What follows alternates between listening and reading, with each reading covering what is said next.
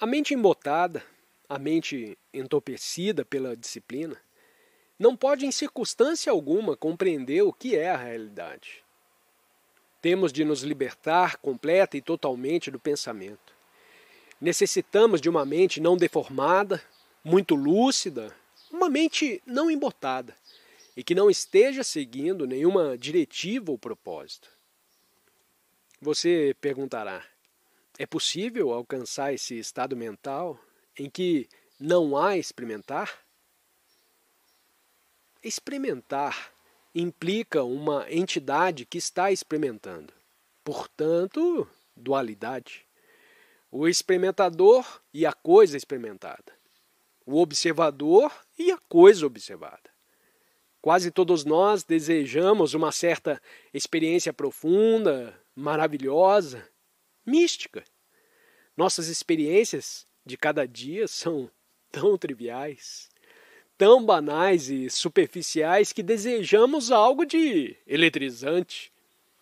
Nessa extravagante ideia de termos uma experiência maravilhosa, encerra-se a dualidade representada pelo experimentador e a experiência.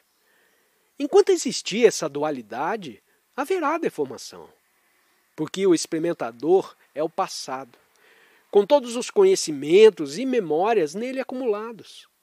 Insatisfeito com as atuais experiências, ele deseja uma experiência muito mais grandiosa, a projeta como uma ideia e trata de alcançar essa projeção. Mais uma vez, dualidade e deformação. A verdade não é uma coisa que se possa experimentar. A verdade não pode ser buscada e achada. Ela está fora do tempo. E o pensamento, que é tempo, nenhuma possibilidade tem de buscá-la e pegá-la. Portanto, é necessário compreender profundamente essa questão do desejo de experiência. Veja, por favor, o quanto isso é importante. Qualquer forma de esforço, de desejo, de busca da verdade, de exigência de experiência, é o observador a querer algo transcendental e a esforçar-se por alcançar. Sua mente, portanto, não é lúcida e corrompida e não mecânica. Quando a mente está a buscar uma experiência, por mais maravilhosa que seja, isso significa que o eu a está buscando. O eu que é o passado, com todas as suas frustrações, aflições e esperanças.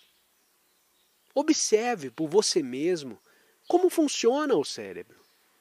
Ele é o depósito da memória do passado.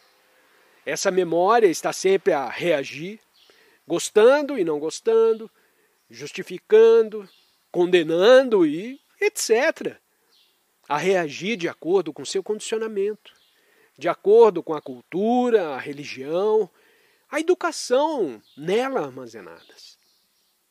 Esse depósito de onde surge o pensamento guia a maior parte de nossa vida. Está dirigindo e moldando nossa vida a cada minuto do dia, consciente ou inconscientemente. Está gerando pensamento, gerando o eu, que é a essência mesma do pensamento e das palavras. Pode esse cérebro, com seu conteúdo, o velho, tornar-se completamente quieto, só despertando quando necessário operar, funcionar, falar, agir, porém, a maior parte do tempo, completamente estéril? Meditação é descobrir se o cérebro, com todas as suas experiências, pode se tornar absolutamente quieto. Não forçado a isso, porque no momento em que o forçamos, torna a surgir a dualidade. A entidade que diz: eu gostaria de ter experiências maravilhosas e, portanto, tenho de obrigar o meu cérebro a se aquietar. Nunca o conseguirá.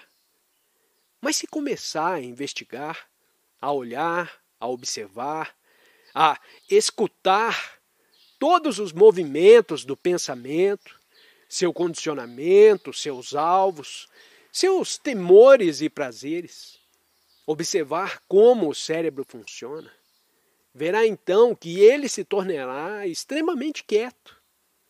Essa aquietação não é um estado de sono, pois o cérebro se acha então sumamente vivo e, portanto, em silêncio. Um dínamo grande, em perfeito estado de funcionamento, quase não faz barulho. Só quando há atrito, há barulho.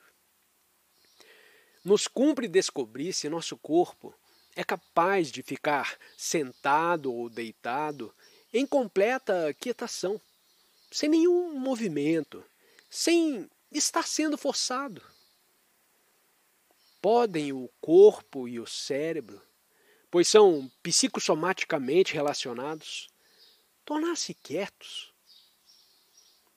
Há vários exercícios para pôr o corpo quieto, mas tais exercícios implicam correção. O corpo quer erguer-se e andar, mas lhe impomos que fique quieto.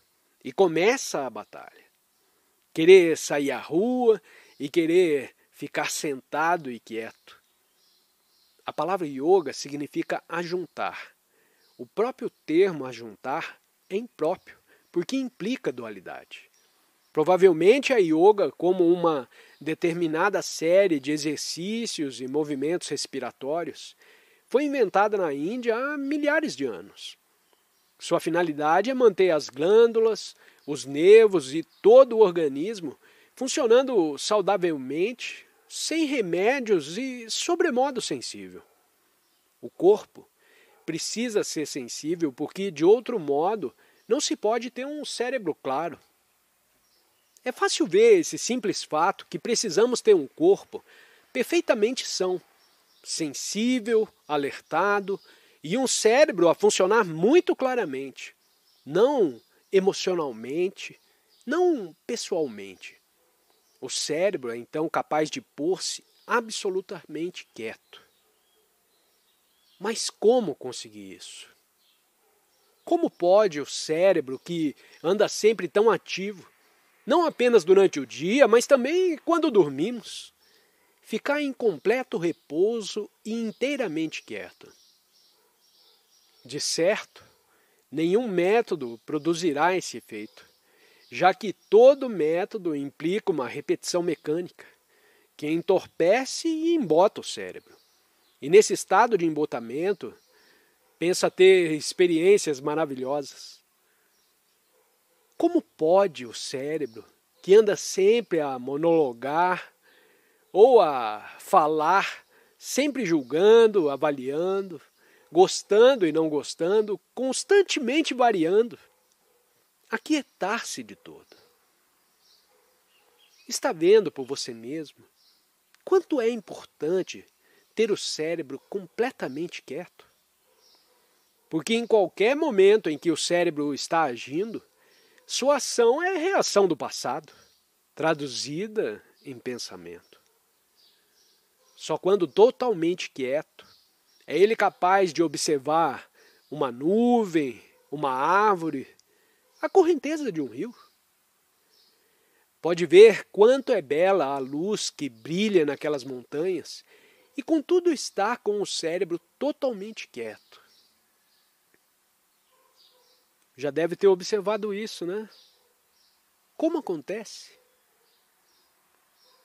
A mente em presença de algo extraordinário, como um mecanismo extremamente complicado, um maravilhoso computador ou um esplendoroso pôr do sol, fica perfeitamente quieta, ainda que por uma fração de segundo. Sabe quando se dá um brinquedo a uma criança, como o brinquedo a absorve, como a criança fica toda interessada nele. Do mesmo modo, a majestade das montanhas, a beleza de uma árvore, a correnteza das águas, absorvem a mente e a põem quieta. Mas nesses casos, o cérebro é posto quieto por alguma coisa. Pode o cérebro imobilizar-se sem a ingerência de nenhum fator externo? não descobrindo nenhuma maneira de aquietá-lo, certas pessoas esperam pela graça de Deus, rezam, têm fé, absorvem-se em Jesus ou nisso ou naquilo e naquele outro. É bem evidente que essa absorção numa coisa externa só pode se verificar numa mente embotada e entorpecida. O cérebro está em contínua atividade do despertar ao adormecer. E mesmo então, a atividade cerebral prossegue. Essa atividade na forma de sonhos é o mesmo movimento do dia, continuado durante o sono. O cérebro nunca tem um momento de repouso. Nunca diz, pronto, acabei. Leva para as horas de sono os problemas que acumulou durante o dia e, ao despertar, os mesmos problemas continuam ininterruptamente. Um círculo vicioso. O cérebro, para que possa aquietar-se, não deve ter sonhos. Quando o cérebro está quieto durante o sono, introduz-se na mente uma capacidade inteiramente nova. Como pode o cérebro, sempre tão intensa e ardorosamente ativo, imobilizar-se, natural e simplesmente, sem nenhum esforço ou correção? Eu vou te mostrar.